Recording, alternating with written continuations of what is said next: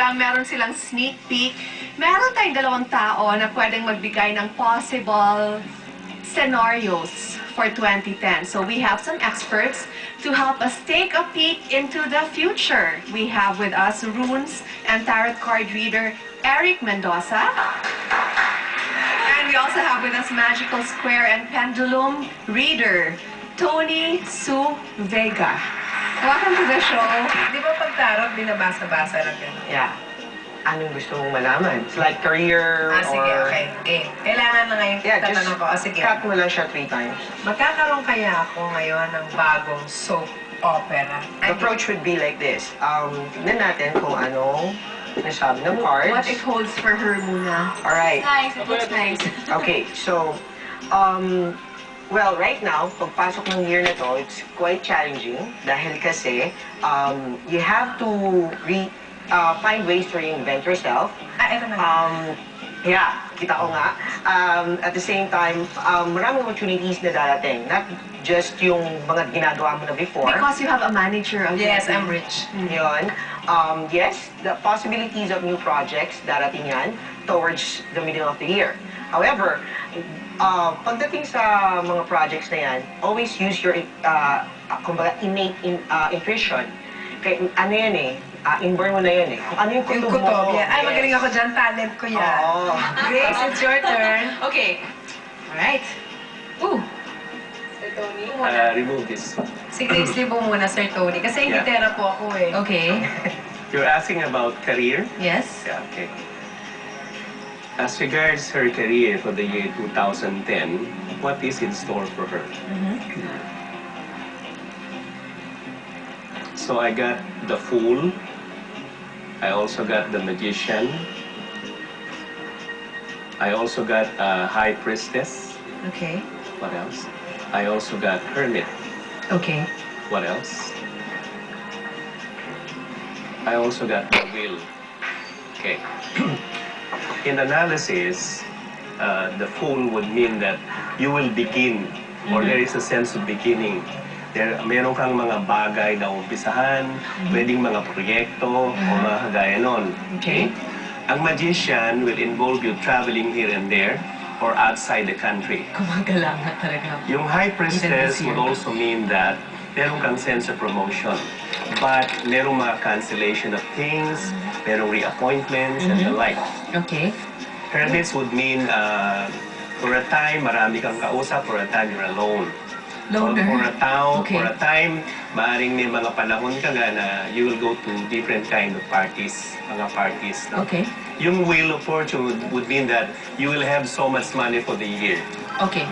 Ako din po. Alright. Yan. Ako naman po. Grace, ask ka dyan. Ako magtatanong ako tungkol sa show po namin. Okay. Kung... sorry. Hindi. Ang question ko po kung mas tataas po ba ang rating namin at dadami ang advertisers namin? Alright. Then, tsaka portion by po. For the year 2010. Apo. Okay. Sa show po namin yan. Sa show na ito. Apo, sa Sweet Life. Kung lagi pa rin mas malilate. Mother, Kung sa acts of improvement for the year Improvement ng 2010, show, yes. ano ang kinakaharap ng show na ito which is Sweet Life? Yes. Yeah, okay. Great improvements will be 100%.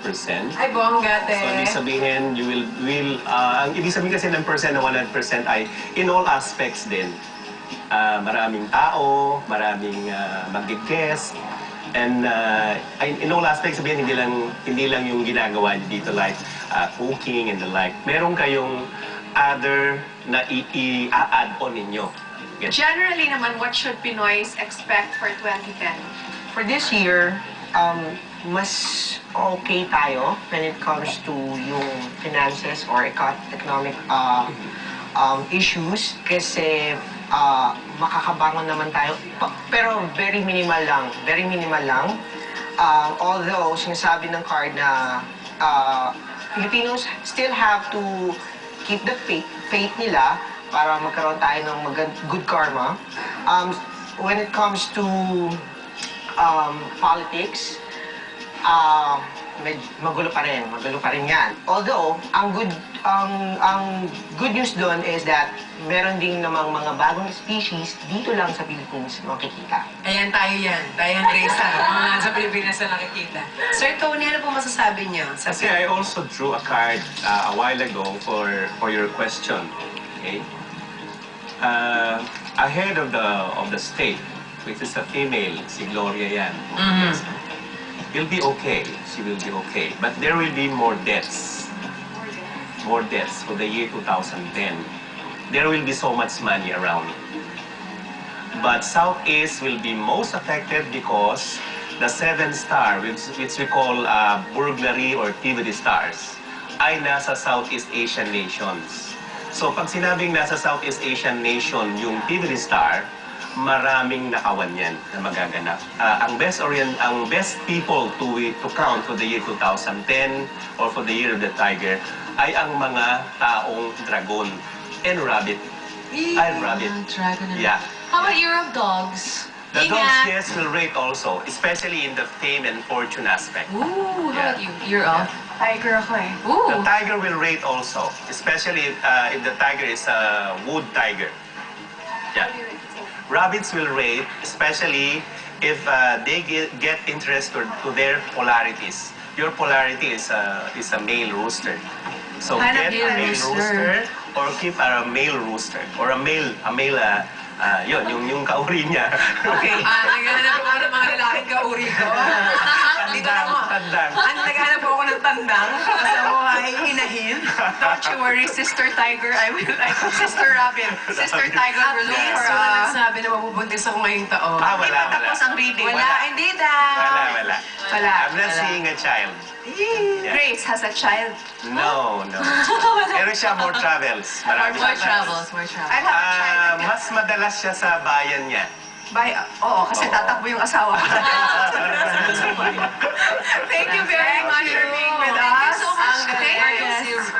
Sir Eric and si Sir Tony. Yeah. Thank you. Up next, paano ba maging beautiful all throughout the night? 3 simple steps para mapanatiling fabulous ang inyong party makeup. Yan ang pag-uusapan natin sa Wilma Does It. Scrap pizzas naman.